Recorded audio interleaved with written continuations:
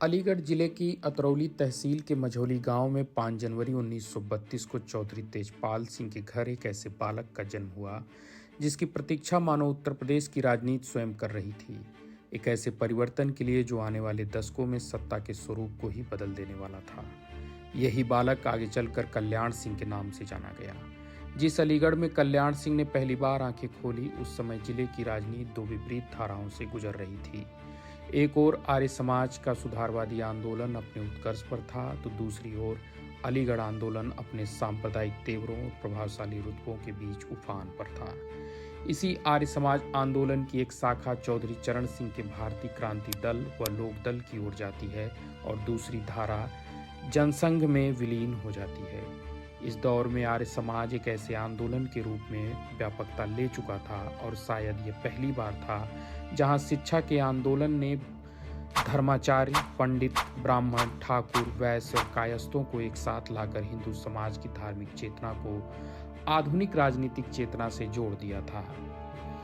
अलीगढ़ के इसी शैक्षणिक और सामाजिक वातावरण में पले बड़े कल्याण सिंह अपने राजनीतिक जीवन की शुरुआत करते हैं। धर्म डिग्री कॉलेज में शिक्षा ग्रहण करने वाले कल्याण सिंह ने अंग्रेजी, संस्कृत और हिंदी तीनों साहित्यिक विषयों की शिक्षा प्राप्त की।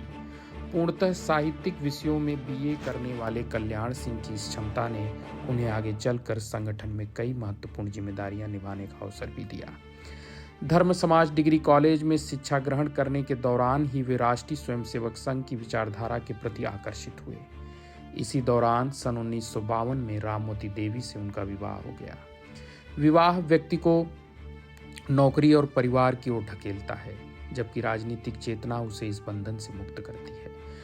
मेधावी और मिलनसार कल्याण सिंह में राजनीति के बीज पड़ चुके थे, इसलिए न तो उनका मन परिवार में लगता था, न ही नौकरी में। लेकिन अपने पारिवारिक जीवन यापन को देखते हुए अतरौली के कंपनी बाग हाई स्कूल में पढ़ाने लगे। गांव ज़्यादा दूर न होने के कारण खेती किसानी में पिता की मदद भी करते रहे। लेकिन राष्ट्रीय स्वयंसेवक संघ की शाखा उन्हें परिवार और नौकरी से ज़्यादा आकर्षित करती थी। यह आकर्षण इस हद तक चला गया कि कक्षा में छात्र और घर पर पत्नी और बच्चे उनकी राह देखने लगे। इस दौरान 1962 में राष्ट्रीय स्वयंसेवक संघ तथा जनसंघ के उस जमाने के सबसे प्रभावशाली नेता दीनदयाल उपाध्याय के संपर्क में आ गए। दीनदयाल के विचार और चरित्र के स्पर्श से कल्याण सिंह ने शिक्षक की नौकरी को अलविदा कर दिया और आरएसएस के पूर्णकालिक कार्यकर्ता बन गए। उत्तर प्रदेश में होने वाला राजनीतिक कायाकल्प कल्याण सिंह का इंतजार कर रहा था, जिसमें दीनदयाल उपाध्याय से संपर्क एक दिशा निर्देश बनता गया, जिसकी वजह से कल्याण सिंह के राजनीतिक जीवन में विधानसभा का रास्ता खुल गया और जनसंघ के टिकट पर 1967 में पहली बार अतरौली क्षेत्र से चुनाव लड़कर विधानसभा पहुंच गए।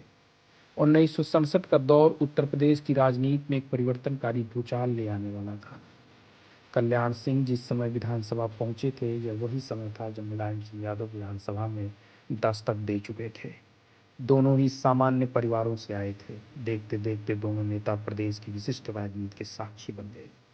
दीनदयाल उपाध्याय और लोहिया दोनों इस समय गैर कांग्रेसवाद को भारतीय राजनीति में स्थापित करने के लिए हिंदुत्व और समाजवाद दोनों को एक ही थाली में सजा दिया था।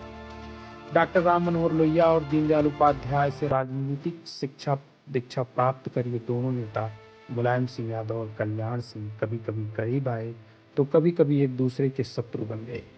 दोनों नेता अपने गुरुओं की तरह कहीं एक दूसरे के पूरक बनते गए तो कभी एक दूसरे के शत्रु।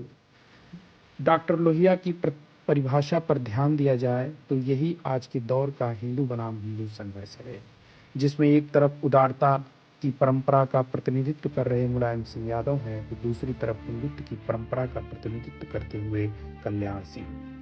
यह महज संयोग नहीं है कि दोनों नेता एक साथ राजनीति के फलक पर उदित हुए और एक ही समय में विधानसभा में पहुंचे। एक ही वक्त में एक ही सरकार में मंत्री बनने और 2 साल के अंतराल में मुख्यमंत्री बने। दोनों नेताओं को राजनीति की दीक्षा सवर्ण नेताओं ने ही दी थी।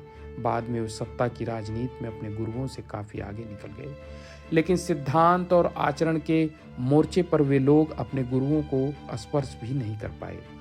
इसलिए यह महज संयोग नहीं है कि 1962 में राष्ट्रीय स्वयंसेवक संघ के पूर्णकालिक कार्यकर्ता बनने के 5 साल के भीतर कल्याण सिंह विधायक बन गए। चूंकि राजनीतिक सफलता महज निजी श्रम का परिणाम नहीं होती, उसमें सामाजिक राजनीतिक परिस्थितियों का भारी योगदान होता है। इसलिए कल्याण सिंह की सफलता को उस दौर की राजनीतिक उथल पुथल से काट कर नहीं देखा जा सकता।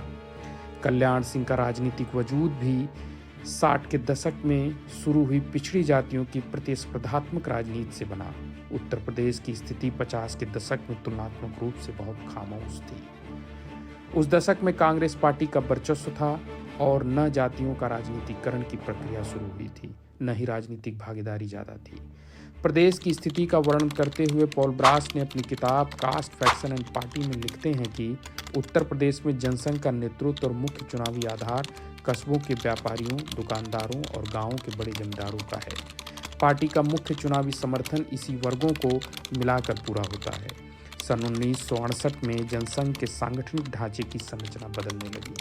इस दौरान प्रदेश की कार्यकारिणी में 5 किसान, 3 शिक्षक, 9 वकील, 2 डॉक्टर, 1 व्यापारी और 10 पूर्वकालिक कार्यकर्ता थे। इसी तरह 1962 में जहां विधानसभा में 10 विधायक खेती से, 4 अध्यापक और 12 वकील और 12 पार्टी के पूर्वकालिक कार्यकर्ता भी शामिल हो गए। उत्तर प्रदेश भारतीय संघ का सर्वाधिक आबादी वाला और सामाजिक भिन्नता वाला प्रदेश है। यहाँ का समाज विखंडित है और आधुनिकीकरण और राजनीतिक भागीदारी का स्तर पिछड़ा है। विभिन्न जातियों और धार्मिक समूहों का सामाजिक और राजनीतिक संगठनों की संख्या इस दौरान बहुत कम थी। इसी वजह से सवर्ण जातियों के वर्चस्व का विरोध भी बहुत कम था। लेकिन 60 का दशक उत्तर प्रदेश में न सिर्फ राजनीतिक उथल पुथल का दशक साबित हुआ, बल्कि उस दौरान सवर्ण जातियों के वर्चस्व के खिलाफ पिछड़ी और दलित जातियों के आंदोलन भी खड़े हुए। सवर्णों की सत्ता को चुनौती देने वाला प्रदेश का सबसे उग्र आंदोलन उसी जिले में खड़ा हुआ जो कल्याण सिंह की न केवल राजनीतिक पाठशाला थी, बल्कि बाद में उनकी संसदीय राजनीति की वेधशाला भी बन गई। क्या कल्याण सिंह का विधायक बनना राष्ट्रीय स्वयंसेवक संघ के कुछ गुटों को नागवार गुजरा था? क्या मुख्यमंत्री की कुर्सी तक पहुंचने से उन्हें अपने ही संगठन के बड़े नेताओं ने रोक दिया?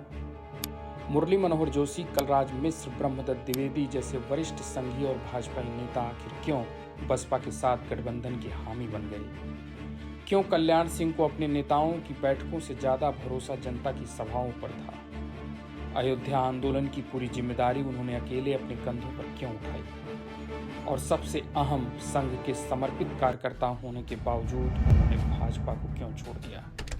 इन्हीं सवालों के बीच चकल्लस का यह खास कार्यक्रम कल्याण सिंह के बहाने उत्तर प्रदेश की राजनीति के उस दौर में उतरता है जहां सत्ता सिर्फ पद नहीं, संघर्ष थी और विचारधारा कई बार व्यक्तिगत आस्था से बड़ी नहीं रह गई। यह कार्यक्रम सिर्फ इतिहास नहीं सुनाता, बल्कि आज की राजनीति की जड़ों को छूता है।